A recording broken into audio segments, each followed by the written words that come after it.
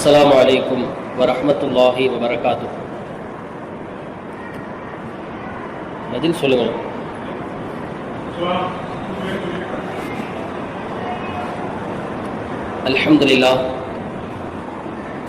الحمد لله رب العالمين والعاقبة للمتقين.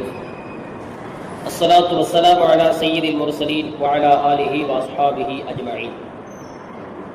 أما بعد فقد قال الله تعالى في القرآن العظيم والفرقان المجيد: فأعوذ بالله من الشيطان الرجيم. بسم الله الرحمن الرحيم.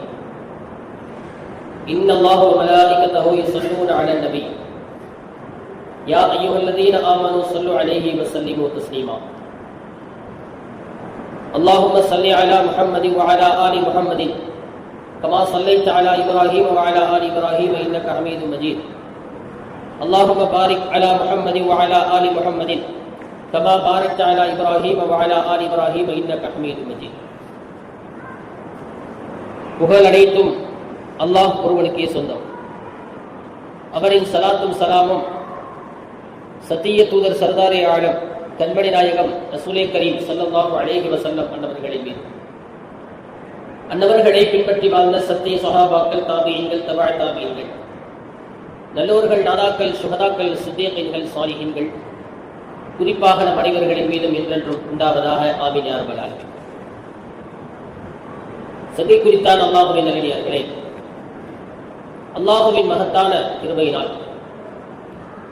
குர்ஆன் தஃசீரினுடைய 27வது வாரத்தை நாம் அடைந்திருக்கிறோம். அல்ஹம்துலில்லாஹ். அல்லாஹ் தஆலா இந்த குர்ஆன் தஃசீர் தொடர்ந்து நடப்பதற்கு அல்லாஹ் தௌஃபீக் செய்வானாக.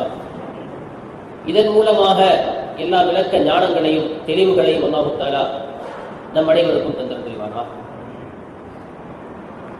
கண்ணியத்திற்குரியவர்களே,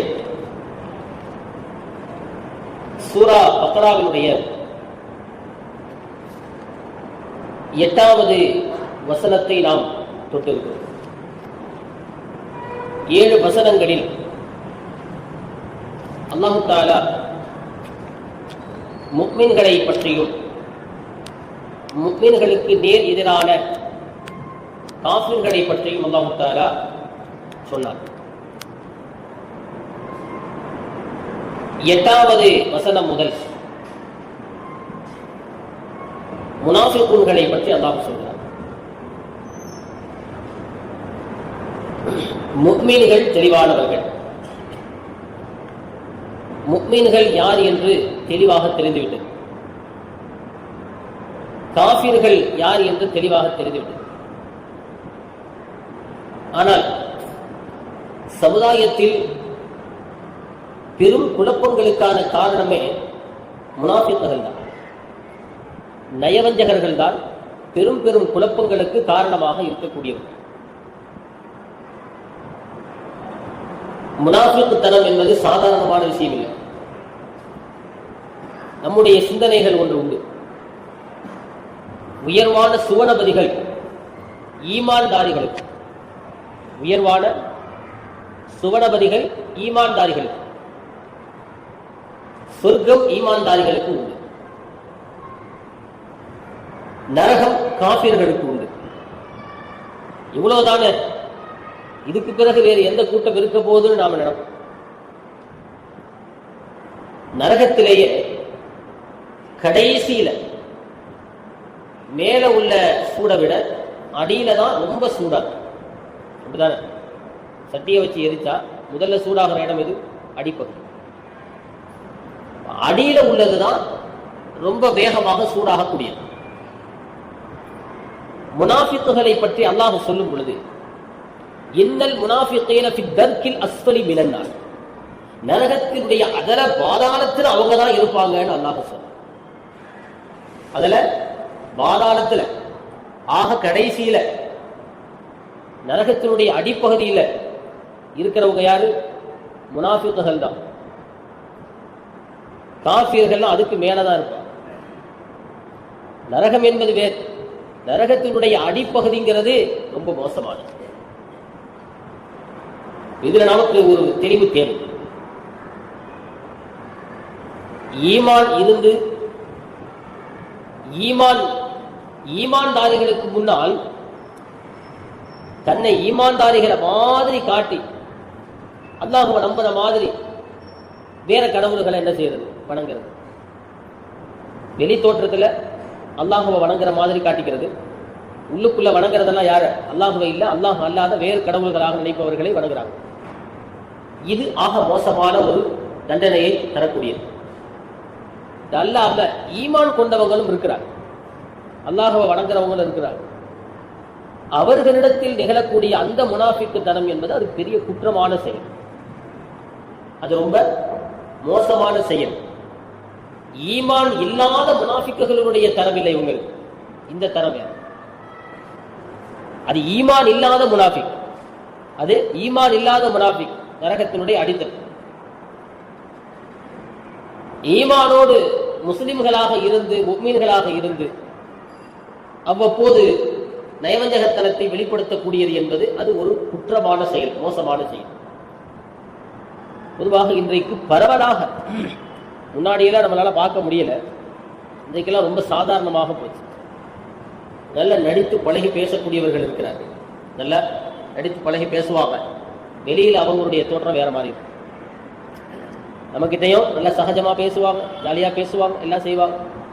நமக்கு எதிராக இன்னொருத்தவங்க கிட்ட போய் என்ன செய்வாங்க? அப்படியே பேசுவாங்க.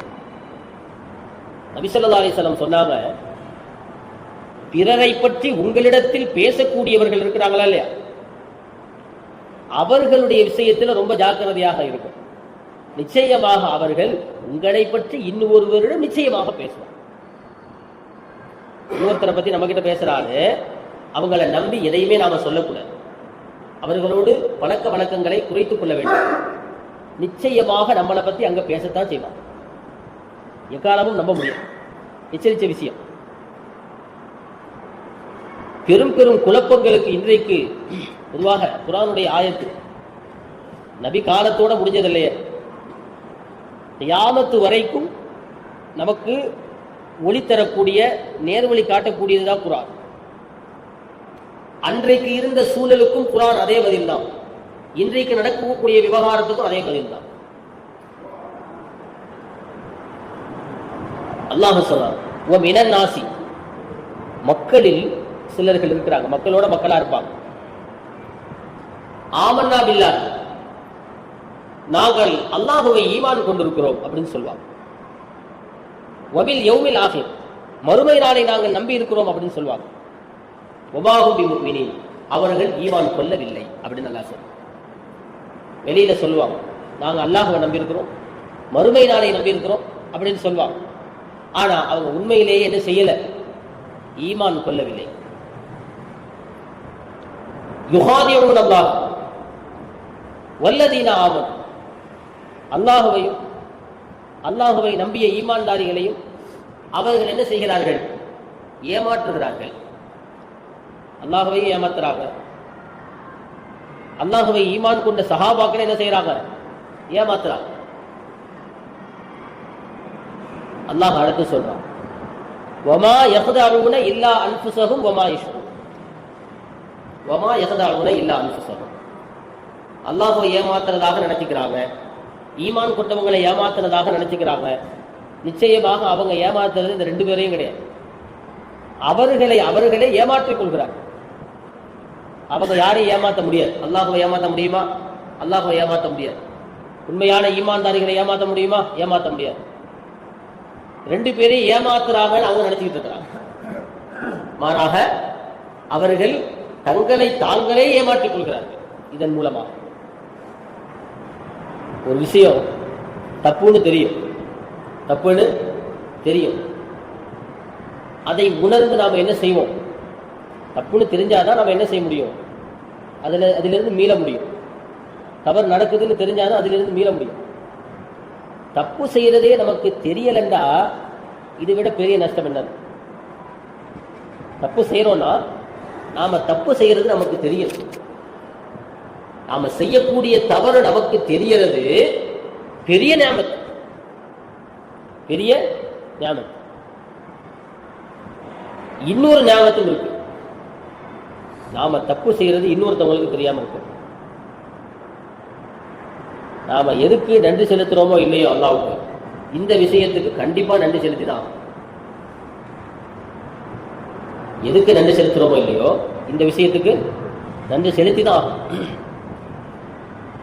என்னுடைய குறைய உங்க கண்ணுக்கு எல்லாம் காட்டல, என்னுடைய குறைகளை எல்லாம் மறைச்சு வச்சிருக்கிறான். ஒவ்வொருத்தருடைய குறையும் கண்ணுக்கு தெரிஞ்சா என்ன ஆகும் நடக்கும்? யாரும் யாரையுமே பார்க்க மாட்டோம், பேச மாட்டோம், பழக மாட்டோம், எந்த தொடர்பும் வச்சுக்க மாட்டோம். நல்லாவே இருக்க. அபூ ஹனீஃபத் அன்-நுஅ்மான், அபூ ஹனீஃபா ரஹ்மத்துல்லாஹி அலைஹி உது செய்யும் பொழுது மக்கள் செய்யக்கூடிய உதுவுல அவர்கள் கை செய்த பாவம், முகத்தினால் ஏற்பட்ட பாவம், கால் செய்த பாவம், இப்படியெல்லாம் அந்த பாவம் தண்ணியில ஓடுறது அவங்க கண்ணுக்கு தெரிஞ்சிச்சு. தண்ணியில ஓடுறது கண்ணுக்கு தெரிஞ்சிச்சு. உடனேயே என்ன செஞ்சாங்க? துவா செஞ்சாங்க, யா அல்லாஹ் இப்படி ஒரு செய்யக்கூடிய குறைகளை என் கண்ணுக்கு காட்டி விடாதேன்னு துவா செஞ்சாங்க. பொதுவாக சாதாரணமாக ஒருத்தரை பற்றி நாம தெரிஞ்சுக்கிட்டோம்னு சொன்னா அவரோட நாம் என்ன செய்ய மாட்டோம்? பழக்க வழக்கம் வச்சுக்க மாட்டோம். பொதுவாக உள்ளதுதான். எல்லாதான் பேசிக்கிட்டு இருந்தா அவனுடைய இன்னொரு முகம் தெரிஞ்சு போனதுக்கு அப்புறம் நாம பழகுவோமா? உன்னைய பத்தி எனக்கு தெரியும்ல அப்படின்னு சொல்லிட்டு நாம என்ன செஞ்சிடும்? விலகிடும். பழக்க வழக்கம் வச்சுக்க மாட்டோம், தொடர்பு வச்சுக்க மாட்டோம். எல்லா குறைகளையும் அல்லாஹ் காட்டினால் என்ன நிலைமையாகும்? இப்ப நம்முடைய பல குறைகள் இன்னொருத்தர் கண்ணுக்கு தெரியாம அல்லாஹ் மறைச்சு வச்சிருக்கிறது மாபெரும் நியாமத், மாபெரும் நியாமத். அந்த நியாமத்துக்கு ஈடு இணை எதுவுமே கிடையாது. அல்லாஹ்வுக்கு நாம் என்ன செய்யணும்? நன்றி செலுத்தணும். நம்முடைய குறைகளை பிறருடைய கண்ணிலிருந்து அல்லாஹ் மறைச்சு வச்சிருக்கிறோம். 1-2 வெளியில தெரியும், அது வேற விஷயம். எல்லா விவகாரமும், உள்ளத்தின் ஓட்டம், சிந்தனையின் ஓட்டம் எல்லாம் தெரிஞ்சா என்ன ஆகும் சொல்லுவாங்க? கொஞ்ச நெஞ்ச மரியாதையும், கொஞ்சம் மதிச்சிருப்போமா இல்லையா? கொஞ்சமாவது மரியாதை இருக்குமா இல்லையா? கொஞ்சமாவது பாசம் வச்சிருப்போம்? எதுவுமே இருக்க. சண்டை சச்சரவுகள் மிக அதிகமாகும். உள்ளத்துல ஓடுறதெல்லாம் தெரிஞ்சிச்சுன்னா கண்ணுக்கு ஒன்றும் செய்ய முடியாது. அல்லாஹ் தஆலா நமக்கு உபகாரம் செஞ்சு வச்சிருக்கிறான். பொதுவாக நம்முடைய குறைகள் நமக்கு தெரியும், நமக்கு தெரியதானே செய்யும். இது தெரிவது பெரிய நியமத். ஒரு விஷயத்தை நாம செய்யறோம்னா என்ன விஷயம் செய்கிறோம் அப்படிங்கிற உணர்வு நமக்கிட்ட இருக்கணும். சரியானதை தான் செய்யறோமா இல்லையா? நாம செய்யறது முறையா இல்லையா? இதற்கு அல்லாஹ்விடத்தில் கூலி கிடைக்குமா இல்லையா? அல்லாஹ்வுடைய பொருத்தம் கிடைக்குமா இல்லையா? மாறாக அல்லாஹ்வுடைய சாபம் வந்துருமா? அல்லாஹ்வுடைய கோப பார்வை பற்றுமா? அதன் மூலமாக தண்டனைக்கு ஆளாயிடுவோமா? எல்லா விஷயங்களையும் நாம் குறித்து சிந்திக்கணும். நம்மளுடைய குறைகள் பிறருக்கு தெரிய போறதில்லை, நமக்கு தெரியும். தெரிந்தால் பெரிய நியாமத்தை அல்லாஹ்வுக்கு நன்றி செலுத்தணும். நம்முடைய குறைகளை நாம் சரி செய்து கொள்ள வேண்டும். நம்முடைய குறைகளை என்ன செய்யணும்? சரி செய்து கொள்ளும். ஆனா இந்த உலகத்தினுடைய நிலை அப்படி. இது அப்படியே மறுமைக்கு போனோம்னு சொன்னா யார் யார் என்னென்ன கூத்தடிச்சாங்கன்னு தெரியும். யார் யாரு என்னென்ன கூத்தடிச்சாங்கிறது தெளிவாக தெரியும். சிடி போட்டு காட்டணும். சிசிடிவி கேமரா நம்ம தலைக்கு மேல தப்பி தவறி கூட தப்பு செஞ்சு மாட்டிக்காதங்கிறதுக்காக தான் இங்கு சிசிடிவி கேமரா பொருத்தப்பட்டுள்ளதுன்னு போட்டிருக்கிறாங்க. சிசிடிவி கேமரா பொருத்தப்பட்டுள்ளது அப்படின்னு சொல்றாங்க. எதுக்கு? திருடன் வந்து ஆஹா கேமரா இருக்கு ஜாக்கிரதையா இருக்கணுங்கிறதுக்காக அவன் வந்து சிசிடிவி கேமராவே தூக்கிறான். சிசிடிவி கேமராவே தூக்கிட்டா அப்புறம் என்ன இருக்கும்? சிசிடிவி கேமராவை தூக்கிறது சிசிடிவி கேமராவே பதிவாயிரம் அவனுக்கு தெரியும். நமக்கு தலைக்கு மேல சிசிடிவி கேமரா இருக்கு. ஒரு விஷயத்தை கவர் பண்றதுன்னா நம்மளால முடிஞ்ச அளவுக்கு தானே கவர் பண்ண முடியும். ஆனா அல்லாஹ் கவர் பண்றது நம்ம தலைக்கு மேலேயே இருக்கு, கூடயே தான் வரும், எங்கேயும் மாற போகுது.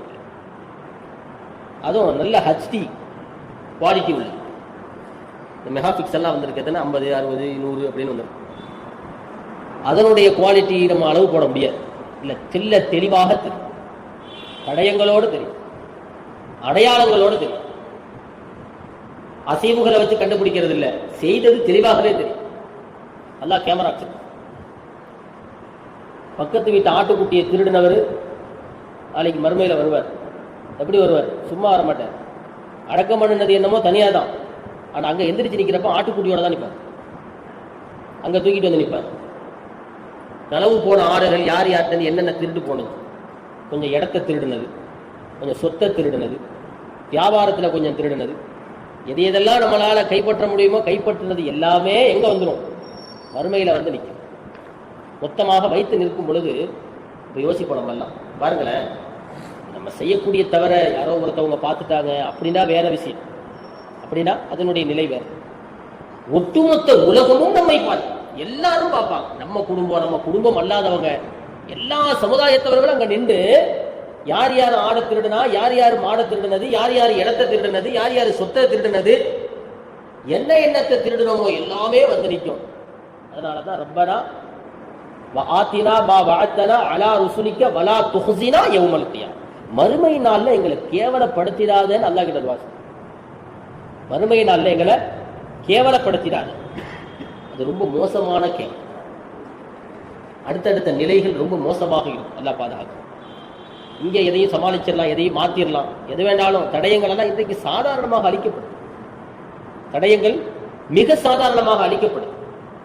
மாபெரும் குற்றச் செயல் குற்றமே இல்லாத மாதிரி ஆயிடும். மாபெரும் குற்றச் செயல் குற்றமே இன்னைக்கு இருக்கக்கூடிய மீடியாக்களின் நிலை அப்படி. குற்றச் செயல் குற்றமே இல்லாத மாதிரி ஆக்கிறாங்க.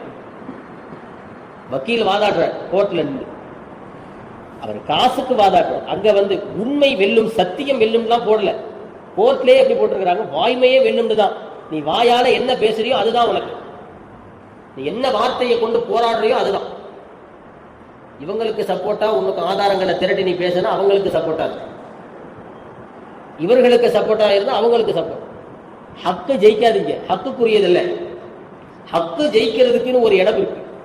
வல்லாஹு அஹ்கமுல் ஹாக்கிமீன். அங்க அந்த இடத்துல யாரும் மாற முடியாது, யாரும் மறைக்க முடியாது, எதையும் என்ன செய்ய முடியாது, மறைக்கவே முடியாது. எல்லாம் தெல்ல தெளிவாக,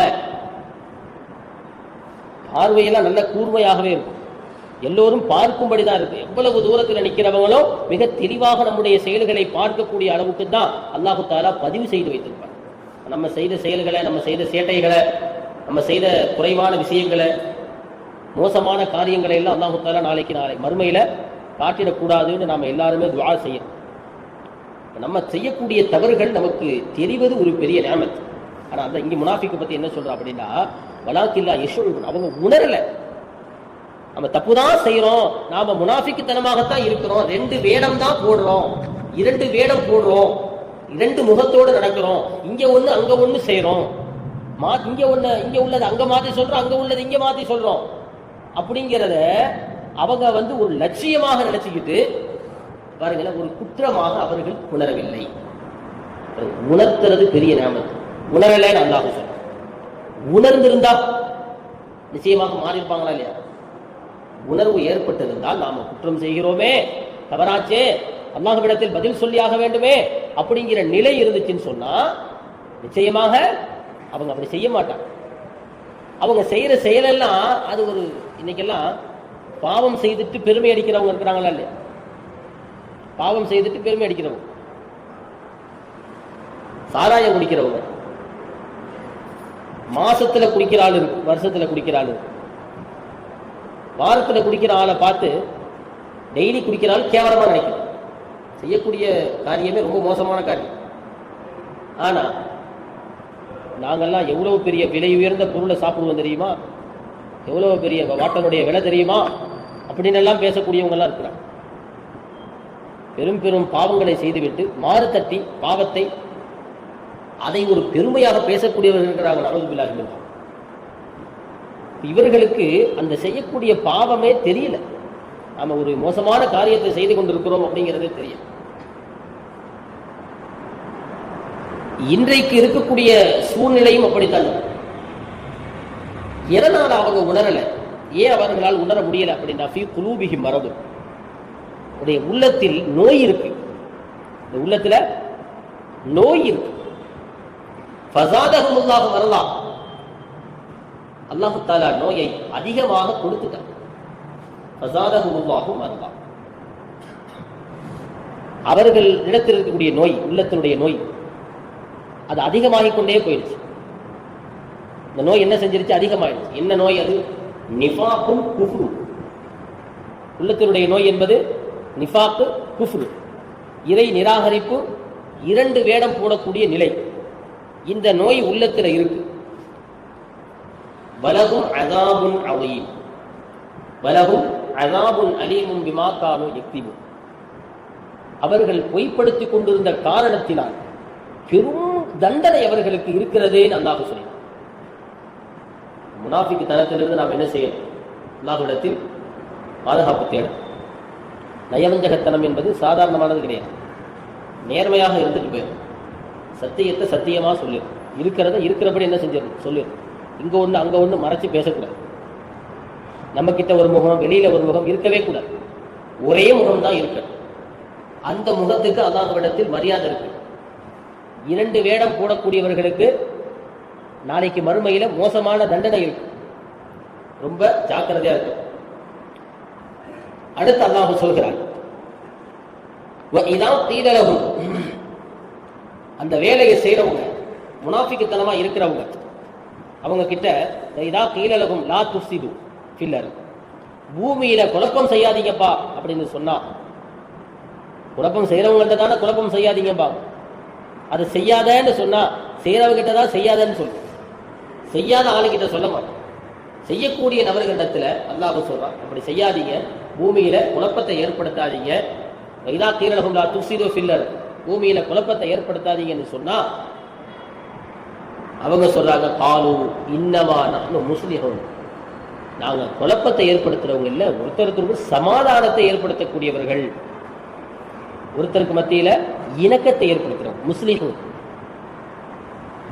எவ்வளவு பெரிய மோசமான வார்த்தை பார்த்தீங்களா? செய்யக்கூடிய வேலை என்ன வேலை, ஆனா அவங்க சொல்லக்கூடிய பதில பார்த்தீங்களா? உண்டகத்துக்கு ரெண்டகம் பண்ணக்கூடியவங்க, உண்டகத்துக்கு ரெண்டகம் பண்ணக்கூடியவங்க இப்படிலாம் செய்யாதீங்கன்னு சொன்னா, பூமியில குழப்பத்தை ஏற்படுத்தாதீங்கன்னு சொன்னா, அவங்க என்ன சொல்றாங்க, நாங்க சமத்துவத்தை சமாதானத்தை ஏற்படுத்தக்கூடியவர்கள், நாங்க என்ன செய்யறோம், மக்களுக்கு மத்தியில இணக்கத்தை தான் ஏற்படுத்துறோம், நாங்க குழப்பத்தெல்லாம் பண்றதில்லை. இன்றைக்கு உலகத்திலே நடக்குது. இன்னைக்கு சமத்துவத்தை ஐக்கியம் இருக்கா இல்லையா?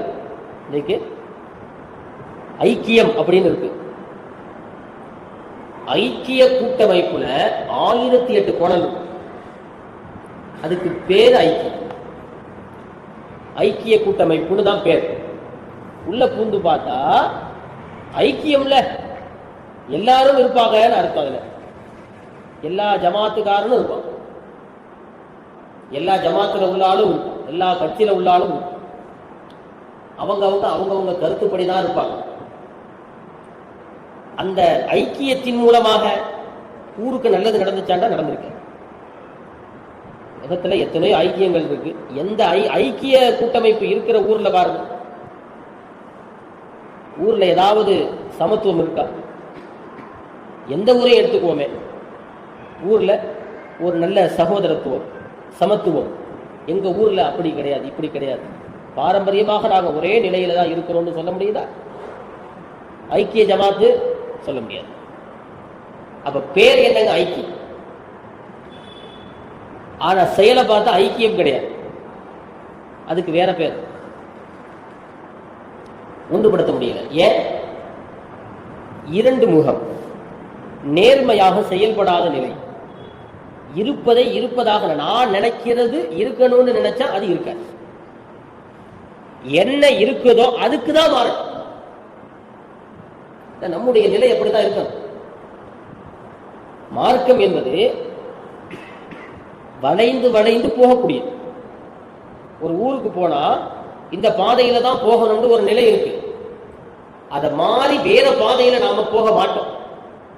நான் நேராதான் போக வேண்டாம், காட்டுக்கு தான் போகணும், செவுத்துல தான் முட்டி நிக்கணும், நேரா அந்த ஊருக்கு போக முடியாது. வழி போட்டிருக்கிறாங்கன்னா அந்த வழியில போகணும். மார்க்கம் வளைந்து வளைந்து போவது மார்க்கமே தவிர இஷ்டத்துக்கு வளைத்துக் கொள்வது மார்க்கம் அல்ல. சமகாலத்துல மார்க்கத்தை வளைத்துக் கொண்டார்கள்னு யார் பேசுறா சொல்லுங்க? நல்லா இருந்துகிட்டு இருந்த சமுதாயத்துல பிரச்சனையை உண்டு பண்ணிட்ட, குழப்பத்தை ஏற்படுத்திட்ட. இவர்கள் என்ன செய்யறாங்க? மார்க்கம் வரையப்பட்டு விட்டது, மார்க்கத்தில் பல விஷயங்கள் உள்ளே வந்து விட்டது, மார்க்கம் என்பது வளைக்கப்பட்டு விட்டதுன்னு வளைச்சவங்க பேசுறதுதான் ஆச்சரியம். இது சாதாரண நல்லா இருந்துகிட்டு இருந்தவங்க நமக்கு மத்தியில ஒண்ணும் இல்லை, மார்க்கம் தெளிவானதுதான், அதுல மாற்றமே கிடையாது. மார்க்கம் 100% தெளிவானது. அது தெளிவானவங்களுக்கு தெரியும், அறகுறையா பார்க்கிறவங்களுக்கு தெரியாது. அறகுறையா பார்க்கிறவங்களுக்கு தெரியாது.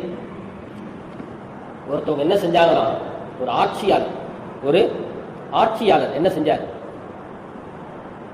அவருக்கு தலைவலி, மருத்துவர்கிட்ட போனார். மருத்துவர் சொன்னார், உங்க தலைவலிக்கு ஒரே மருந்து தான் இருக்கு. அது என்ன மருந்து? நீங்கள் பார்ப்பதெல்லாம் பச்சையாக இருக்க வேண்டும் அப்படின்னு சொன்னார். மருத்துவர் சொன்னார், நீங்க பார்க்கறதெல்லாம் பச்சையா இருந்தா உங்களுக்கு தலைவலி வராது, பச்சை அல்லாத வேற கலரை பார்த்தீங்கன்னா தலைவலி வந்துருங்க. இவர் ஆட்சியாளர்ல, அதனால என்ன செஞ்சிட்டாரு, எல்லா இடத்துக்கும் பச்சை பெயிண்ட் அடிச்சு விட்டார். ஓடுற பஸ்ஸில் இருந்து, சைக்கிள்ல இருந்து, காரில் இருந்து, செவுத்திலிருந்து எல்லா வீட்டுக்கும் பல கோடி செலவு பண்ணி எல்லா இடத்துக்கும் பச்சை பெயிண்ட் அடிச்சு விட்டார். அந்த ஊருக்குள்ள வர்ற ஒரு ஞானி என்ன செஞ்சாரா, எல்லா இடமும் பச்சையா இருக்கிறத பார்த்துட்டு, யார் இங்க ஆட்சியாளர், அவரை கூப்பிடுங்க, அவரை வர சொல்லி அந்த ஆட்சியாளர் சந்திச்சு, என்ன நடக்குது இங்க, ஏன் இப்படி இருக்குன்னு கேட்டதுக்கு, தலைவலிக்குதுன்னு டாக்டர்கிட்ட போன.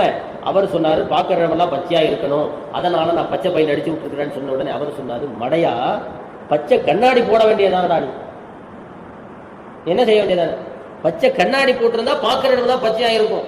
நீ சந்தோஷமாக இருக்கிறதுக்கு, உன்னுடைய லாபத்துக்கு எல்லாத்தையும் மாத்திவிட்ட. உன்னுடைய லாபத்துக்கு உனக்கு தலைவலி போச்சு, எங்களுக்கெல்லாம் தலைவலி வந்துருச்சுங்க. உனக்கு தலைவலி இல்லப்பா, எங்களுக்கெல்லாம் தலைவலி, நீ செஞ்ச வேலை பாருங்க. சமுதாயத்தை பிரிக்கிறவன் அவனுக்கு தலைவலி இல்லை, நமக்கு தான் தலைவலி. ஏகப்பட்ட குழப்பங்கள், ஏகப்பட்ட பிரச்சனைகள், ஏகப்பட்ட கருத்துக்கள். அப்ப நம்ம நினைக்கிறதை நாம மார்க்கமாக ஆக்கி காட்டணும்னு நினைச்சா அது ஒரு சில பேர்கிட்ட காட்டலாமே தவிர்த்து உலகம் முழுக்க காட்ட முடியாது. ஏன்னா வரலாறு அல்லாஹ் தஆலா மிக தெளிவாக வைத்திருக்கிறார், மிக தெளிவாக வைத்திருக்கிறார். 1000 வருஷம் ஆச்சு, நாம எப்படி இருக்கிறோம்? 1000 வருஷமா ஹனஃபி மதுஹப்ல இருக்கிறவங்க அப்படியே தான் இருக்கிறாங்க இல்லையா? ஹனஃபி மதுஹப்ல இருக்கிறவங்க அப்படியே தான் இருக்கிறாங்க. ஷாஃபியாக இருக்கிறவங்க அப்படியே தான் இருக்கிறாங்க. சில பேர் சூழலுக்காக வேண்டி ஷாஃபியாக, நம்ம அந்த ஊர்ல தான் வசிக்கிறோம் அப்படிங்கிறதுக்காக ஷாஃபியாக இருக்கிறது கூடும். ஹனஃபியா இருக்கிறவங்க ஷாஃபியா மாறி இருப்பாங்க, ஷாஃபியாக இருப்பவங்க ஹனஃபியாக இருந்திருப்பாங்க, அது பிரச்சனை இல்லை. சில ஊருக்கு ஹம்பலி மதுஹப், மாலிக் மதுஹப், இதெல்லாம் மதுஹபுகள் இருக்கு. இதெல்லாம் 1000 வருஷமா அப்படியே தான் இருக்கு, அதில் மாற்றம் இல்லை.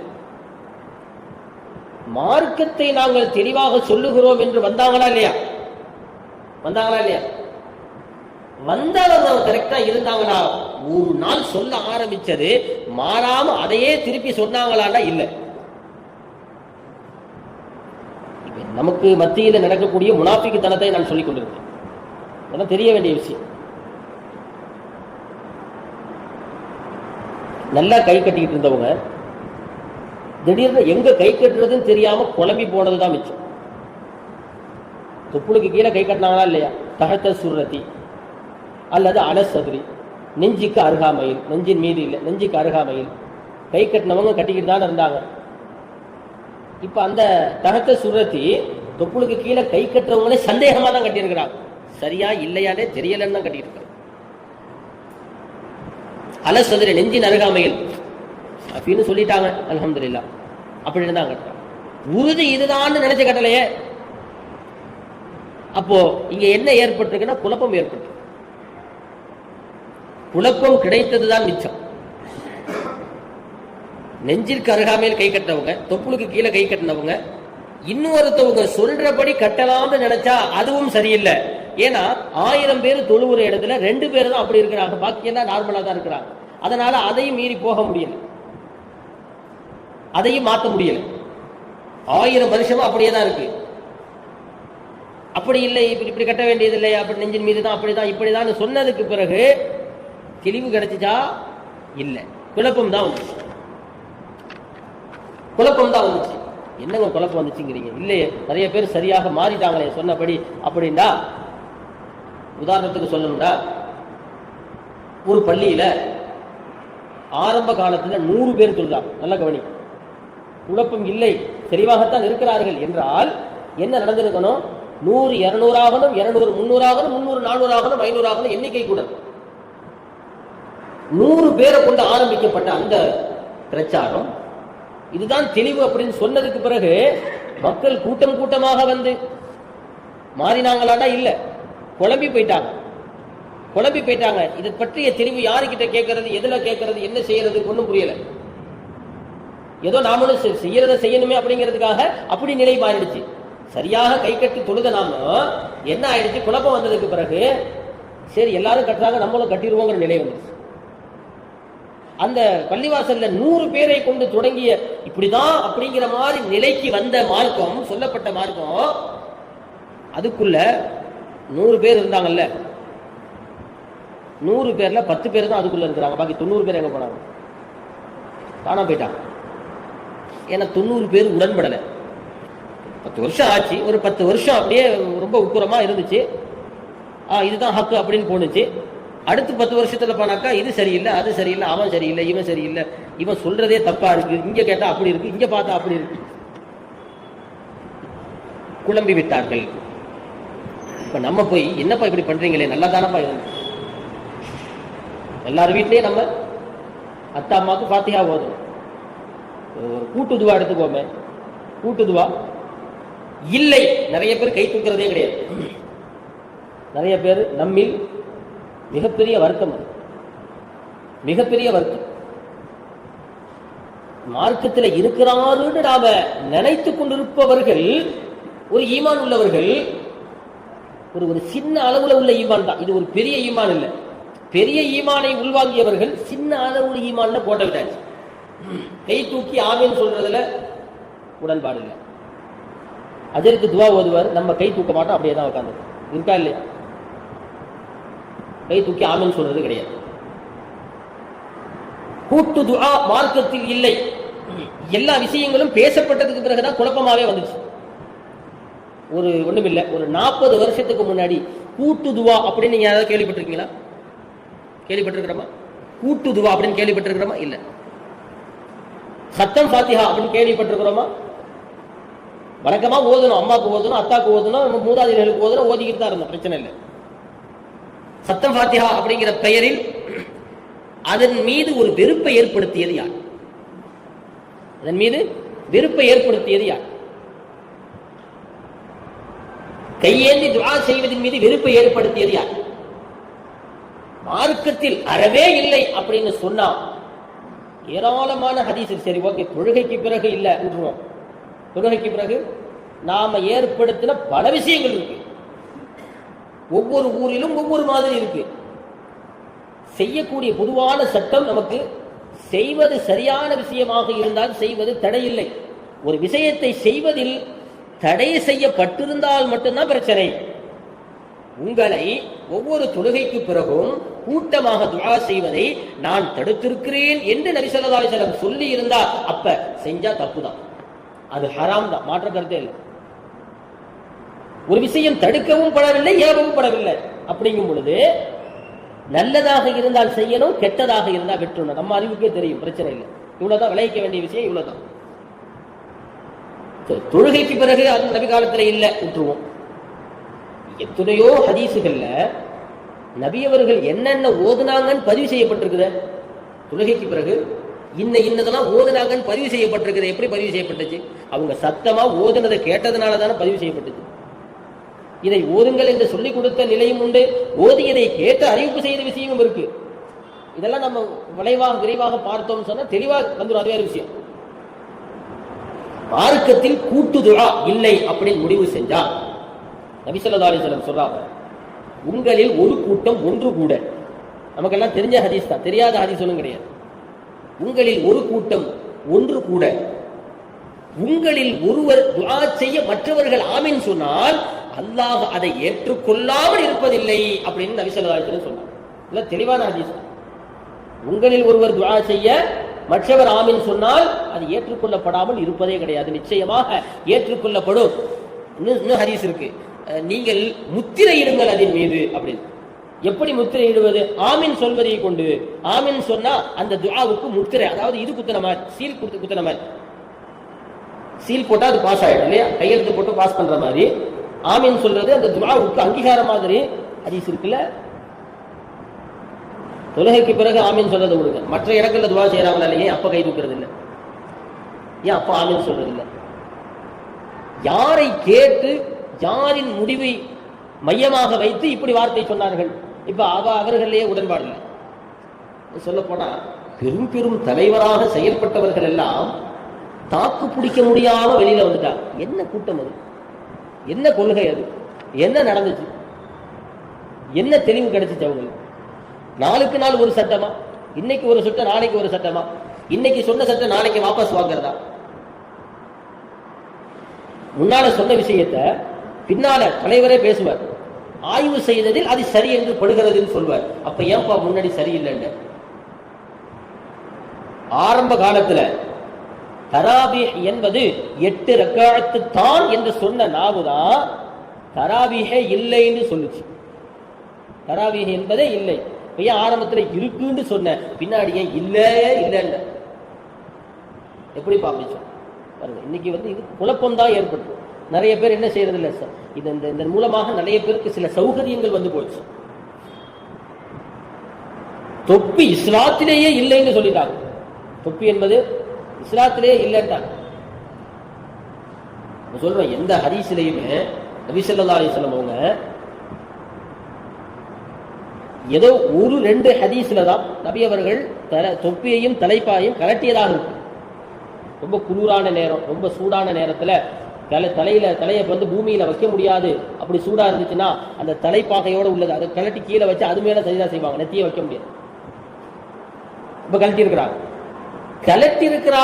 ஒரு சில 1-2 தான் இருக்கேன் ஹதீஸை தவிர நபி அவர்கள் தொப்பி போடாம இருந்தாங்கன்னு எத்தனை ஹதீஸை காட்ட முடியும்?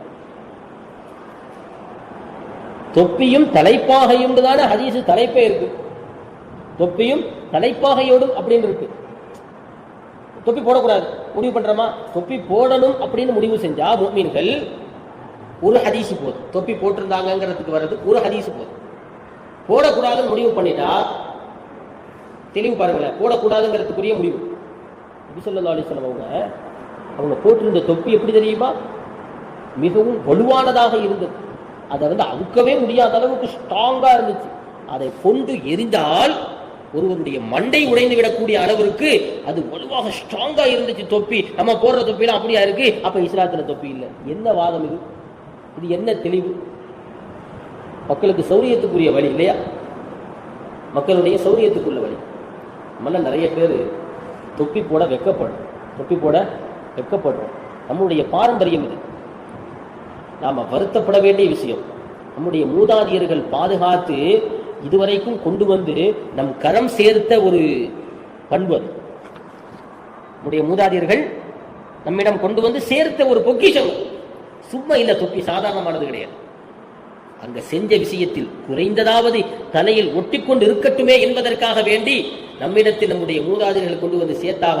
இன்னைக்கு கால மாற்றத்துல தொப்பியெல்லாம் கலட்டி எரிஞ்சாச்சு.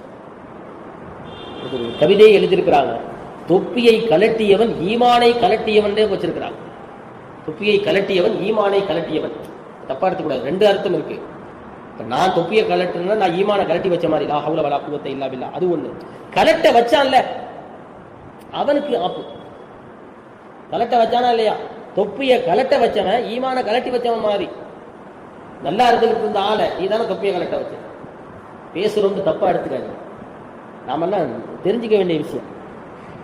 ஏராளமான ஹதீஸ் இருக்குது, ஏகப்பட்ட ஹதீஸ் இருக்குது. பல மாடல்ல நபி அவர்கள் தொப்பி அணிந்ததாக இருக்கு, தொப்பியோடு தலைப்பாகை அணிந்து கொண்டிருந்ததாக இருக்கு, தொப்பி மட்டும் அணிந்ததாக, தலைப்பாக இல்லாமல் தொப்பி மட்டும் அணிந்ததாக இருக்கு, நீல தொப்பி போட்டிருந்தாங்க இருக்கு, பச்சை நிற தொப்பி போட்டிருந்தாங்க, பச்சை நிறத்தில் தலைப்பாக அணிந்திருந்தாங்க, காவி நிறத்தில் தலைப்பாக அணிந்திருந்தார்கள், ரோஸ் கலர்ல தலைப்பாக ஏகப்பட்ட ஹதீசுகள் இருக்குது. நாம பின்பற்றணும்னா ஒரு ஹதீஸ் சொல்றதாக இருந்த மறந்துட்டீங்களா தொப்பி போட பிரச்சனை இல்லை, அப்படித்தான் சொல்றதற்கு மார்க்கத்தில் அனுமதி இருக்கே தவிர்த்து தொப்பி இஸ்லாத்திலே இல்லைன்னு நீ எங்கிருந்து கண்டுபிடிச்ச? எத்தனை ரூபாய்க்கு இந்த பதில்? எத்தனை ரூபாய்க்கு நீ இந்த மார்க்கம் சொல்கிற? எத்தனை ரூபாய்க்கு மார்க்கம் சொல்ற? உலகத்தில் அவங்கெல்லாம் என்னப்பா நல்லா தான் இருந்துகிட்டு இருந்தோம், இப்படி குழப்பத்தை ஏற்படுத்தினாங்க. சகோதரத்துவத்தை ஏற்படுத்தக்கூடியவர்கள் நல்லா யோசிச்சு பாருங்க, நல்லா யோசிச்சு பாருங்க. நல்ல ஊர் நல்லா இருந்துகிட்டு இருந்த ஊர்ல குழப்பம் ஏற்பட்டது அங்கதான். நல்ல புள்ளி. எந்த ஊர்ல வேண்டாலும் நீங்க போங்க, எந்த ஊர்ல வேண்டாலும் பாரம்பரியமாக பாதுகாக்கப்பட்டிருந்த ஊர் இளையாங்குடி. எப்படி பாதுகாக்கப்பட்டிருந்துச்சுங்க? எப்படி இருந்துச்சுங்க ஒரு காலத்துல இளையாங்குடி? மற்ற ஊர்களை சொல்லுங்க, எப்படி இருந்துச்சு?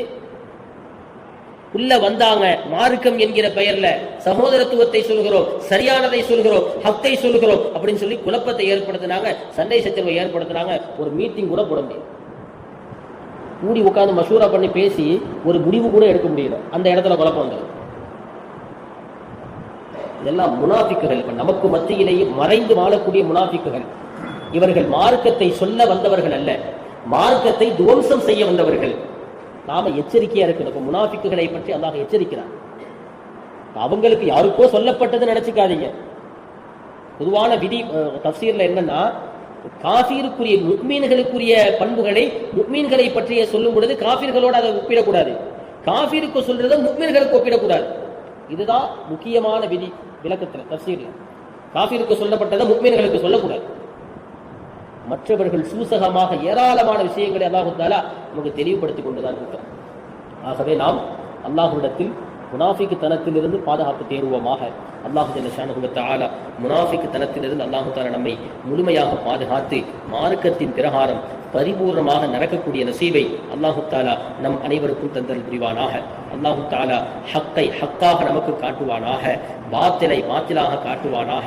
அதன் பிரகாரம் அமல் செய்யக்கூடிய நசீபை அல்லாஹ் நம் அனைவருக்கும் தந்தல் புரிவானாக. வாஹிர் தஅவானா அல்ஹம்துலில்லாஹி ரப்பில் ஆலமீன். بسم الله الرحمن الرحيم. الحمد لله رب العالمين. اللهم صل على سيدنا محمد وعلى آل سيدنا محمد وبارك وسلم عليه. اللهم ارزقنا علم التوحيد وعمل الإخلاص وحسن الخاتمة. اللهم أيد هذا البلد ما حوله على أهل عقيدة سنة والجماعة قائما دائما أبدا برحمتك يا أرحم الراحمين. ربنا آتنا في الدنيا حسنة وفي الآخرة حسنة وقنا عذاب النار. وصل على النبي سيدنا محمد وآله وصحبه أجمعين والحمد لله رب العالمين. صلى الله على محمد صلى الله عليه وسلم. صلى الله على محمد صلى الله عليه وسلم. صلى الله على محمد يا رب صل عليه وسلم. السلام عليكم.